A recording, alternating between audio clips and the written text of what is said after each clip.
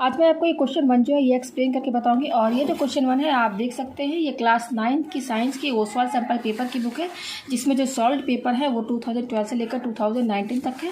और चैप्टर का नाम है वर्क, एनर्जी एंड पावर। और ये जो क्वेश्चन है लॉन्ग आंसर टाइप क्वेश्चन है, 5 मार्क्स का है।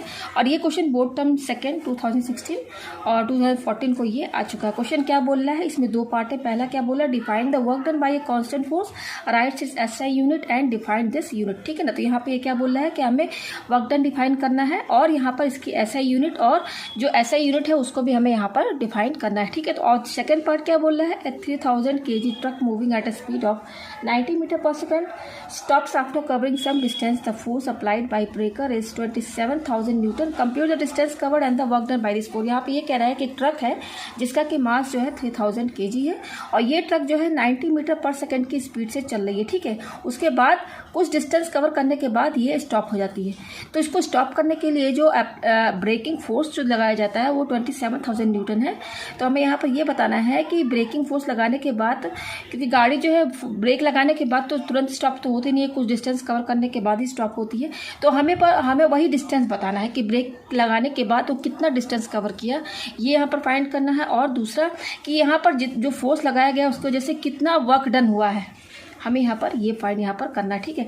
तो सबसे पहले देखिए यहाँ पर क्या बोल रहा है, define work done bye constant force. हमें यहाँ पे वर्क डन जो है डिफाइन करना है। तो वर्क डन किसे कहते हैं, work is said to be done when a force acts on an object and the object covers some distance. Work किसे कहते हैं, अगर कोई ऑब्जेक्ट है उस पर हम फोर्स लगा रहे हैं और फोर्स लगाने की वजह से वो ऑब्जेक्ट एक जगह से दूसरी जगह मूव करता है, यानी कि वो ऑब्जेक्ट कुछ डिस्टेंस कवर करता है, उसी को हम क्या कहते हैं, वर्क कहते हैं। अच्छा, वर्क की जो यूनिट होती है वो क्या होती है, ऐसा यूनिट वो जूल होती है। ठीक है। अब हमें यहाँ पर 1 जूल को यहाँ पर डिफाइन करना है। तो 1 जूल कैसे हम डिफाइन करेंगे, when a force of 1 Newton moves a body through a distance of 1 meter in its own direction। यहाँ पे ये कह रहा है कि एक बॉडी है उसको मूव कराने के लिए हमने 1 न्यूटन का फोर्स लगाया, जिसके वजह से वो जो ऑब्जेक्ट है, जो बॉडी है, वो 1 मीटर जो है डिस्टेंस जो है, जिस डायरेक्शन में फोर्स लगाया गया उसी डायरेक्शन में ये ऑब्जेक्ट जो है, बॉडी जो है मूव कर रहा है। ठीक है। तो ये 1 जूल का डेफिनेशन हो गया। ये बहुत ईजी है, तो आप इसको ईजिली याद कर सकते हैं। तो ये देखिए क्वेश्चन 2 जो इसको मैं डायग्राम से समझा रही हूँ। यहाँ पर जो ट्रक का मास दिया हुआ है वो दिया हुआ है m = 3000 kg। ठीक है। तो ये जो ट्रक है किस स्पीड से मूविंग चल रही है, 90 मीटर पर सेकंड की स्पीड से ये चल रही है। और क्या बोल रहा है, स्टॉप हो जाती है कब, आफ्टर कवरिंग सम डिस्टेंस, कुछ डिस्टेंस कवर करने के बाद ये जो ट्रक है ये स्टॉप हो जाती है। तो यहाँ पर क्वेश्चन समझ लीजिए, यहाँ पर मान लीजिए कि हमारी जो ट्रक है एट पॉइंट ए पर, ठीक है ना, यहाँ पर। तो इसके पहले पॉइंट ए से पहले जो ट्रक है उसकी स्पीड क्या है, 90 मीटर पर सेकेंड। तो 90 मीटर पर सेकेंड की स्पीड से ये चल रही है। ठीक है ना। अब एट पॉइंट पे जो है ट्रक जो है स्टॉप हो जाती है।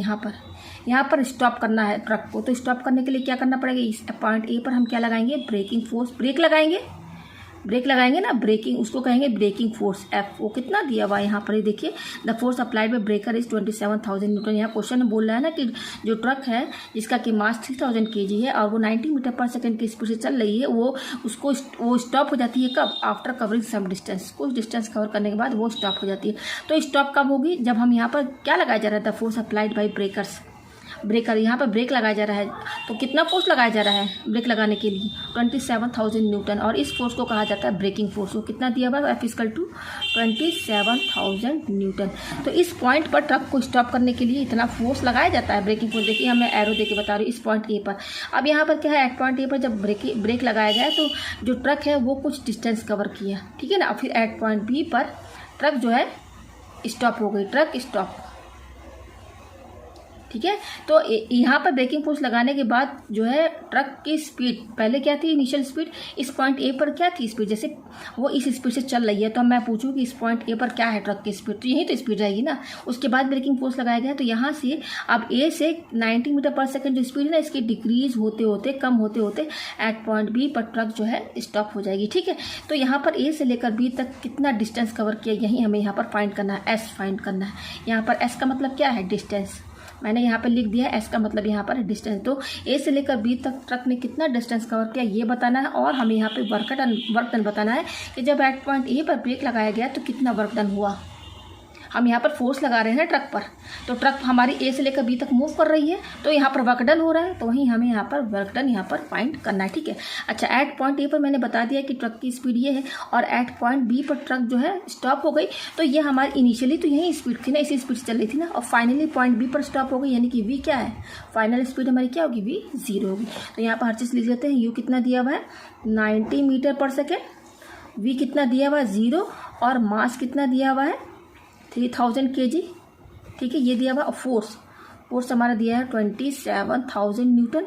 अब यहाँ पर ये माइनस में हमारा रहेगा, क्यों रहेगा, देखिए हमने एट पॉइंट ए पर फोर्स लगाया, ब्रेकिंग फोर्स, तो ट्रक जो है हमारी यहाँ आगे की ओर मूव किया, मोशन तो ट्रक का इस डायरेक्शन में हो रहा है ना, जिस डायरेक्शन से वो आ रही थी उसी डायरेक्शन में ये यहाँ पर इसी डायरेक्शन में मूव कर रहा है, इस डायरेक्शन में, तो इस डायरेक्शन में मूव कर तो रहा है, लेकिन वेलोसिटी डिक्रीज हो रही है। यहाँ पर वेलोसिटी बोली चाहे स्पीड डिक्रीज हो रही, क्यों डिक्रीज हो रही है, क्योंकि हमने इसके अपोजिट डायरेक्शन में फोर्स लगाया है।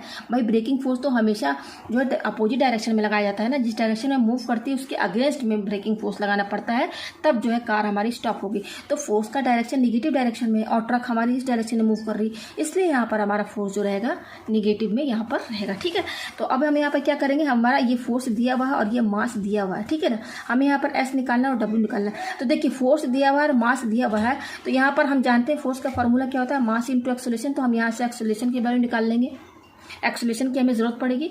तो यहाँ पे फोर्स कितना दिया हुआ है -27,000 इक्वल टू मास कितना दिया हुआ हमारा 3000 इंटू एक्सेलरेशन ए। तो यहाँ से ए की वैल्यू कैसे निकलेगी, ए इक्वल टू ये 3000 जो है इसके डिवाइड में चला आएगा, ये 3000 क्या है इसके डिवाइड में चला आया, तो ये 3 और 3 0 कैंसिल, 3 9 जा 27, तो कितना आया -9 और एक्सेलरेशन की यूनिट क्या होती है, मीटर पर सेकंड स्क्वायर। तो हमारा एक्सेलरेशन कितना आया -9 मीटर पर सेकंड स्क्वायर, ये आ गया हमारा।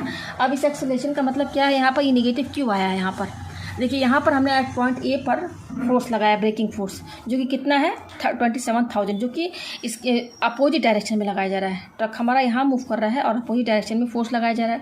तो फोर्स लगाने की वजह से यहाँ पर देखिए एट पॉइंट ए से लेकर बी तक ट्रक की जो स्पीड है, पहले क्या थी, ये थी स्पीड, अब ट्रक की स्पीड क्या हुई, धीरे धीरे डिक्रीज हो रही, तभी तो यहाँ पर स्टॉप हुई ना। तो जहाँ पर स्पीड या वेलोसिटी डिक्रीज होगी, स्पीड या वेलोसिटी चेंज हो रही है ना, यहाँ पर तो डिक्रीज हो रही है, चेंज मतलब क्या, डिक्रीज होने का मतलब क्या, चेंज हो रही है। तो यहाँ पर क्या होगा, अगर वेलोसिटी डिक्रीज होगी या स्पीड डिक्रीज होगी तो हमेशा एक्सेलरेशन निगेटिव में रहेगा, और निगेटिव एक्सेलरेशन को रिटार्डेशन बोलते हैं। क्या बोलते हैं, रिटार्डेशन। ठीक है, तो हमारा एक्सेलरेशन कितना आया -9 मीटर पर सेकेंड स्क्वायर। ठीक है, third law of motion, 3 motion laws of motion होते हैं, फार्मूला आपने पढ़ा होगा। तो 3 इक्वेशन ऑफ मोशन होते हैं। तो तीसरा क्या होता है, v² - u² = 2as। तो v दिया है, u दिया हुआ है, एक्सेलरेशन में निकाल लिया तो s निकाल लेंगे। हमें यही डिस्टेंस पता करनी है ना, इसको मैंने s से डिनोट किया है। तो चलिए निकालते हैं। v हमारा क्या है, 0 है, तो 0 का होल स्क्वायर माइनस u कितना दिया हुआ 90 का whole square equal to 2 into A कितना है हमारा -9 इंटू s, ये हो गया। तो 0 का मतलब तो कुछ भी नहीं, ठीक है ना, तो माइनस, अब इसको इंटू कीजिए तो 90 का होल स्क्वायर, इसको 2 बार इंटू करेंगे तो पहले 9 को 2 बार इंटू कीजिए, 9 9 81 और 0 लगा दिए। ठीक है, इसको इंटू करने पर ये आएगा इक्वल टू, ये 2 9 से क्या हो जाएगा 18 with negative sine into S. हमें एस चाहिए, तो ये एस यहीं पर रहेगा और ये -18 इसके क्या हो जाएगा, यहाँ पर -18 इधर लेकर आएंगे तो इसके डिवाइड में चला गया, तो ये माइनस माइनस कैंसिल। अब ये देखिए 9 से कटेगा, 9 9 जा 81। ठीक है, और ये सॉरी ये हमारा 18 है, यहाँ पर 18 रहेगा, ये 18 है ना, यहाँ 18 इसके नीचे आ गया 18। तो ये दोनों 9 से कटेगा, 9 9 जा 81, तो 900, 9 2 जा 18। अभी 2 से कटेगा, 2 4 जा 8, 2 5 जा 10, 0। तो एस कितना आया हमारा डिस्टेंस 450 यूनिट क्या रहेगी, मीटर में रहेगी। एक्सेलरेशन हमारा क्या है, मीटर पर सेकंड स्क्वायर में है। तो स्पीड डिस्टेंस क्या, ये इसको स्पीड मत समझिएगा, ये डिस्टेंस है, मैंने यहाँ मेंशन कर दिया एस को डिस्टेंस से। तो कितना डिस्टेंस कवर किया 450 मीटर। तो एट पॉइंट ए से लेकर बी तक जो ट्रक जो है कितना डिस्टेंस कवर किया 450 मीटर, ये आ गया हमारा। अब हमें क्या निकालना, वर्क डन। तो वर्क डन का फॉर्मूला क्या होता है, F इंटू एस। तो work done equal to force कितना है -27,000। आप देख सकते हैं फोर्स की वैल्यू क्या है -27,000 इंटू एस कितना आया 450। तो और वर्क की यूनिट क्या होती है, अगर फोर्स न्यूटन में है और डिस्टेंस मीटर में है तो ये जूल में होगा। ठीक है, तो अब इसको सॉल्व करते हैं। तो यहाँ पर 27 और 45 को इंटू करते हैं, 27 और 45। तो इंटू कीजिए 7 5 35 का 5 5 2 10 10 और 3 13 4 7 जा 28 का 8, 4 2 जा 8 और ये 10, तो 5 और 8 9 10 11 2 1, तो कितना है 1 2 1 5, ये दोनों इंटू करने पर, और यहाँ पर देखिए 4 0 3 ये और एक ये, तो 1 2 3 4 जूल, और विथ निगेटिव साइन।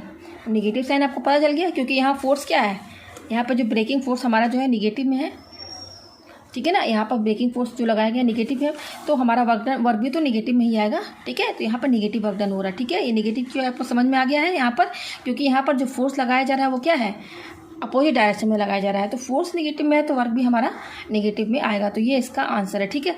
अब इसको जूल में है, अगर इसको किलो जूल में लिखना चाहते हैं तो कैसे होगा, तो 1 किलो जूल जो होता है 1000 जूल के बराबर होता है, ठीक है ना।